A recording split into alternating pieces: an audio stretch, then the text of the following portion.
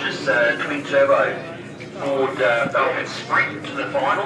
He took the 110 points, and Georgie Mysterious hasn't he got well and truly via the social media, really involved in the whole ABSA deal. Yeah, he's come in there. When we first went to the pits and called there, we saw it there. I think, well, this is a big street machine. Yeah, here it is with the race number on it.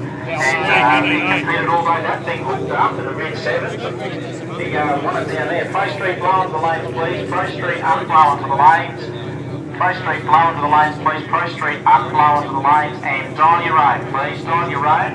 Back to the staging lanes, please. I'm not talking about any idles. Well, former Australian Pro Stock champion Tony Wedlock coming forward into the Hoosier tyre lane with this Toyota Orion 2J power 6-cylinder turbocharged race weapon, capable of running 680, 670. He has run it deep into the 6 second zone. There's Gonzo. Oh, of course, he's got the short. First time I've seen Gonzo's legs in a while. Gonzo's got the shorts on. Yes, I can cap on backwards today. No, he's trying to get some sun into that salt and pepper. Now, he tested last week, Tony Wedlock. Well, I'm sorry, tested. He ran in Sydney at the Jamboree in Battery Extreme, and has turned up here at Williowbank again 7 days later, just like Joe Gauchi. 7 days later is out competing at Williowbank. So enjoying your drag racing week after week. Well, the difference is Tony Wedlock just out for the hours where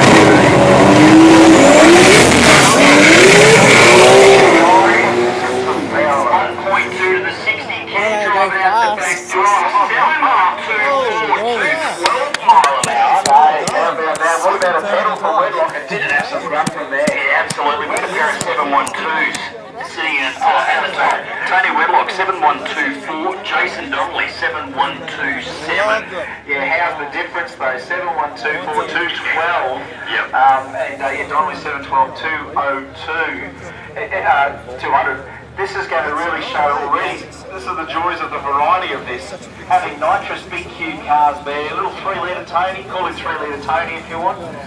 He's not too far away from getting the perfect run together. We see it so good in the 60-foot on the big tyre, like Gonza's the master in the clutch cam when he's up against the big tyre turbo guys in Sport Compact. Goes to the 10.5 and that clutch pull was almost right. Well, I was just saying it almost worked. Shouldn't say it was probably right, it just didn't work. And what a pedal for Wedlock. But just the thing that I noticed, Jace, when he pedalled it, and then he got back on and it just drove itself into the ground and just took off. Yeah, definitely. Pro Street Blowing coming our way right now. I'm going to take a small break, and Rob Thompson will be joining Chris in the hello.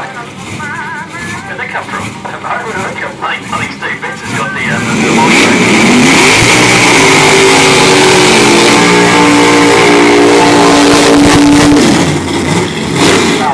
I can't complain. Well, the radio's not even on. That's got mate. Music there, hang on. Oh, hang on. I think I just see where that's coming from. How's that sound? How did that even play? I don't know. It just plays by itself. It's some ghost stuff here on the corner. Alright, okay, well, Pro Street Blowing coming away. Rob Thompson going to join me. Chris in the box. Jason Breakboard, you boy, with Phil Brad. Okay, Lee Dark and Jason Andrews out there with some Pro Street Blowing. Wonderful out there, really is. Joining me on the mic this weekend, Rob Thompson and Warren. This is a right of your early look into the door car guy.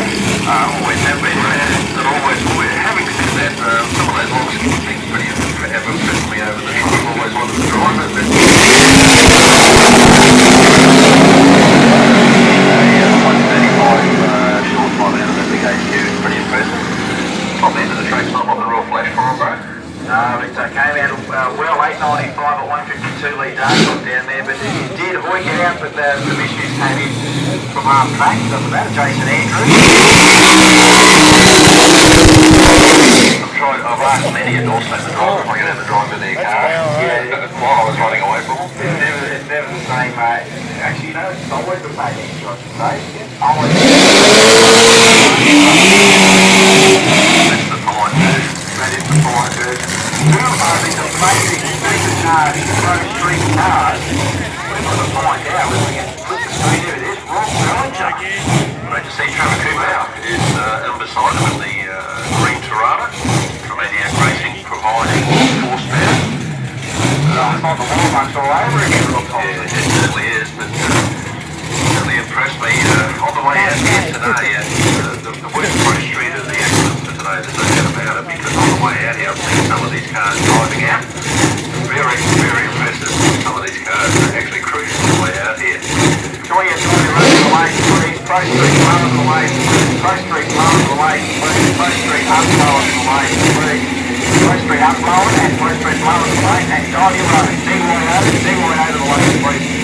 How much did it go on this stage for quite a long time? I didn't know whether Trevor Cooper was going to be on this run or not. So here we go.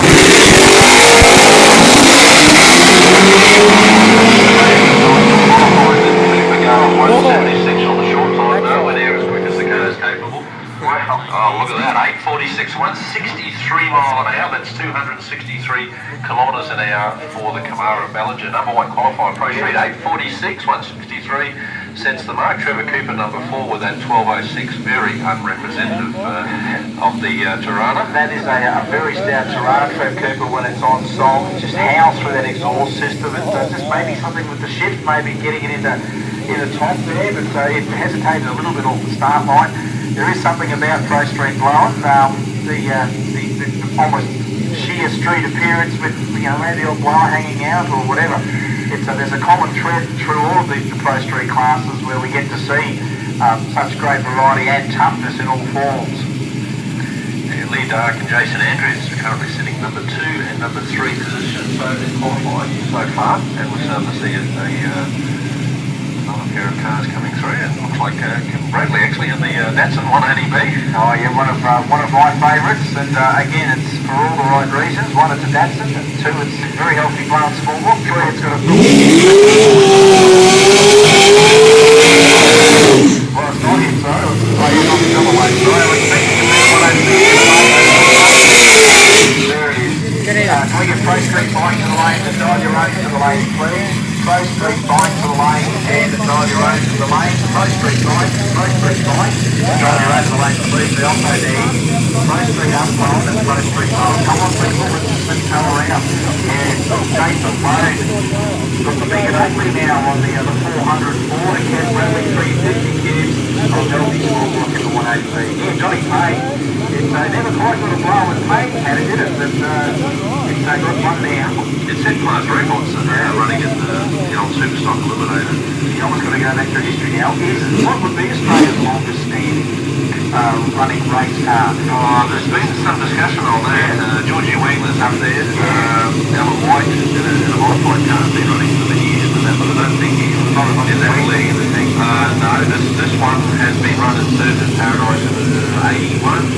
Really, this configuration obviously, but it's a race car. It's been a race car for the other thing. It's still got the full link of the JP tournament years ago. The roller, basically. The roller 180B as we see there from 1981 onwards. Stuart McLaughlin still Bill Laney once drove years ago. Oh, that 180B came out nice. It was a 163 mile an hour, and you can't mistake the noise. That's one of the great things about some of these cars, especially one of Kevin Bradley. It's just, sometimes the big blower cars, they that exhaust on them. It just makes you appreciate them even more. Kevin Bradley, number 1 qualifier, 809, 163 mile an hour in Pro Street. Now I think that's one of his quickest runs we've seen in the car. He will be ecstatic. Jason, are you sure it's Sloan, not Sloan? The spelling mistake. No, well, it could be. I think I have seen Jason out before in various forms, but he's got that big and ugly. I blew this straight off, but it could have almost probably been a modified street blowing car when you have a look at the tyre on the back. But if he did have a little bit of aftermarket suspension